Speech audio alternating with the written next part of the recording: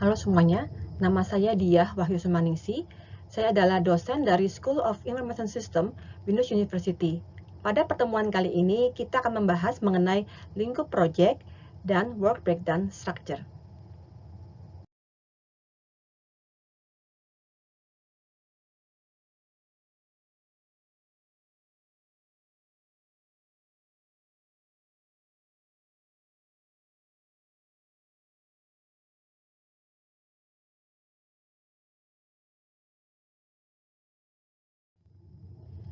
Lingkup mendefinisikan batasan kerja dan hasil proyek, sehingga proyek hanya akan menyelesaikan apa yang memang harus diselesaikan. Nah, rencana proyek dalam hal ini aktivitas serta jadwal pelaksanaan. Lingkup juga ditentukan langsung oleh MOV dari proyek, seperti yang dalam bahasan kita sebelumnya.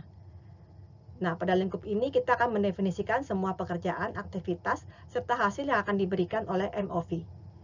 Apa itu Work Breakdown Structure? Work Breakdown Structure adalah alat manajemen proyek yang menyediakan struktur hierarkis yang bertindak sebagai jembatan atau penghubung antara ruang lingkup dan rencana proyek. Berikut ini adalah 3 kendala atau yang dinamakan triple constraint dari project. Jadi dalam mengerjakan project ada 3 batasan atau kendala yang mungkin kita hadapi.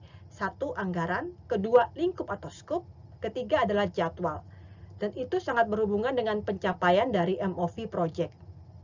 Kenapa ini dinamakan 3 kendala? Karena hal ini saling berhubungan. Misalnya begini, apabila scope dari project itu membesar atau berubah, ada kemungkinan anggaran serta waktu pengerjaan proyek juga akan berubah.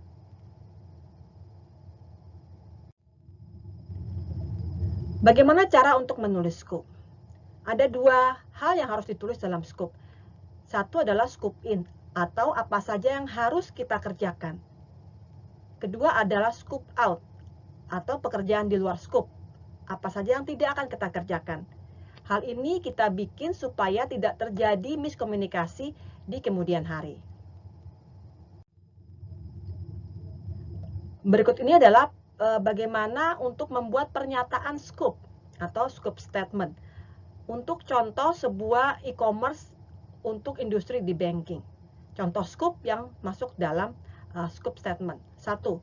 Mengembangkan strategi perdagangan elektronik proaktif yang mengidentifikasikan proses, produk, dan layanan yang akan disampaikan melalui World Wide Web.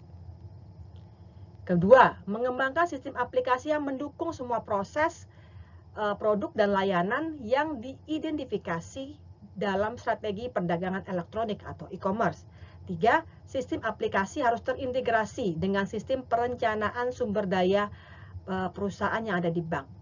Jadi ketiga hal ini adalah scope statement dalam pengembangan e-commerce untuk sebuah banking. Tiga hal ini adalah hal-hal yang harus dilakukan, yang harus dihasilkan oleh sebuah proyek. Nah, selain daripada itu, supaya tidak terjadi miskomunikasi atau kesalahpahaman, juga perlu dibikin statement yang merupakan out of scope atau yang dikatakan sesuatu yang tidak akan kita kerjakan. Contohnya, masih juga di project e-banking, ya. 1. Teknologi dan penilaian organisasi dari lingkungan saat ini. Kedua, manajemen sumber daya pelanggan dan komponen data mining atau penambangan data.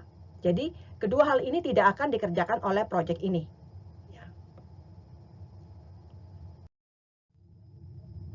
Apa itu work breakdown structure? Nah, menurut petunjuk dari PM Book atau dinamakan PM Book Guide, mereka menyatakan bahwa work breakdown structure atau seterusnya kita akan singkat menjadi WBS, mewakili dekomposisi logis dari pekerjaan yang harus dilakukan dan berfokus pada bagaimana produk, layanan, atau hasil dibagi secara alami. Ini adalah garis besar tentang pekerjaan apa yang harus dilakukan. Nah, work breakdown structure dikatakan deliverable oriented, artinya berorientasi pada hasil. Work breakdown structure tidak sama dengan schedule.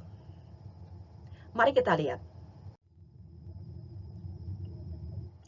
Jadi, work breakdown structure akan mendefinisikan apa Jadi apa yang akan kita hasilkan dalam sebuah project? Ya, dalam sebuah project kita bukan hanya mengatakan kita menghasilkan project, tapi project itu terdiri atas apa saja yang harus kita hasilkan. Ya. Kemudian berorientasi pada luaran atau hasil. Kemudian disusun secara hierarki dan menganut 100% aturan, ya artinya hasil-hasil di bawahnya totalnya harus 100% mewakili hasil di atasnya. Dan terakhir, WBS harus mendefinisikan cakupan sepenuh dari project. Tadi kita lihat, misalkan contoh ada 3 macam scope statement atau hasil yang harus dihasilkan dari sebuah project e-banking. Nah, itu semua harus tercakup dalam sebuah WBS. Nah, demikian contoh dari penulisan struktur hierarki dari WBS. Contohnya seperti ini. Proyeknya namanya proyek A, dinamakan level 1. Kemudian proyek A terdiri atas elemen, kemudian ada sub elemen. Dan masing-masing harus diberikan penandaan penomoran secara terstruktur seperti ini. Misalkan 1, bawahnya 1.1. Kemudian bawahnya lagi 1.1.1 dan 1.1.2. Ini level 1, level 2, level 3. Nah, bagaimana hubungan antara project dan WBS? Contohnya seperti ini, kita lihat ini project, ini tahapannya. Nah, tahapan itu kita bagi, setiap tahapan harus ada hasil kerja seperti apa atau deliverable seperti apa. Kemudian milestone. Milestone adalah tonggak pencapaian atau dikatakan bukti kalau kita telah menghasilkan hasil dari sebuah project. Contohnya seperti ini. Ada sebuah WBS yang menyatakan kita akan membuat dokumen misalnya business case ya. WBS-nya adalah business case. Milestone adalah bukti untuk menunjukkan kalau business case kita sepertinya sudah diterima oleh semua stakeholder. Dalam bentuk apa? Mungkin dalam bentuk persetujuan tanda tangan. Nah, dari deliverable baru kita masuk ke aktivitas. Nah, apa itu deliverable? Jadi deliverable adalah semua produk kerja yang nyata dan dapat diverifikasi. Contohnya laporan, presentasi, prototipe, aplikasi, dan sebagainya. Milestone. Milestone contohnya adalah peristiwa atau pencapaian penting. Contohnya peletakan batu pertama gitu ya. Kemudian penerimaan kiriman atau penyelesaian fase. Jadi kita sudah selesai fase, ada persetujuan dari stakeholder. Kemudian bukti konsep ya, dokumen. Kemudian juga kontrol kualitas. Nah, milestone juga akan membuat tim tetap fokus. Nah, berikut ini diberikan contoh work breakdown structure. Contohnya ada sebuah project e-banking ya. Proyek ini mempunyai tahapan-tahapan, kita lihat 1, 2, 3, 4, 5, 6, 7, 8, 9, itu adalah tahapan-tahapannya. Dan setiap tahapan ada deliverable-nya, ini WBS-nya ya. Misalnya 6.1 rencana pengujian, 6.2 laporan hasil pengujian. Nah, setiap deliverable harus ada aktivitas. Jadi aktivitas adalah aktivitas apa yang harus kita lakukan untuk menyelesaikan atau membuat laporan hasil pengujian. Ya, misalkan 6.2.1 review rencana project dan seterusnya. Kemudian milestone. Milestone adalah bukti pencapaian. Nah, contohnya milestone klien tanda tangan hasil. Ya. Jadi ini bagaimana hubungan antara project sampai ke work breakdown structure. Nah, hal-hal yang perlu diingat saat mengembangkan work breakdown structure. 1. Work breakdown structure harus mendukung MOV dari project. Jadi, work breakdown structure harus mendukung goal, ya tujuan dari project. Dan harus berorientasi pada penyampaian atau hasil atau deliverable. Ya, kenapa? Karena begini, contohnya seperti ini. Ketika kita akan membangun rumah misalnya, kita punya project membangun rumah kita, ya, yang dilakukan oleh grup dari kontraktor. Pasti kita akan rutin melakukan kontrol, ya, kontrol untuk melihat progres dari pembangunan rumah kita. Pertanyaannya coba, apa yang akan kita lihat? Apakah yang akan kita lihat adalah kontraktor atau tukang-tukang itu sedang ngapain? Ataukah yang kita lihat sudah sampai seberapa jauh pekerjaan mereka? Apa yang mereka hasilkan?